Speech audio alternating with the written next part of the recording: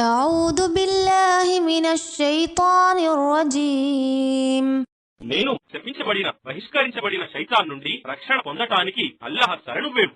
وما بكم من نعمة فمن الله ثم إذا مسكم الضر فإليه تجأرون మరియు మీకు లభించిన అనుగ్రహాలన్నీ కేవలం అల్లాహ్ నుండి వచ్చినవే.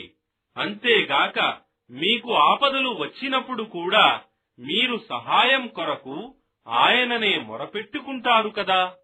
ثم إذا كشف الضر عنكم إذا فريق منكم بربهم يشركون తరువాత ఆయన మీ ఆపదలు తొలగించినప్పుడు మీలో కొందరు మీ ప్రభువుకు సాటి షరీకులను కల్పించసాగుతారు.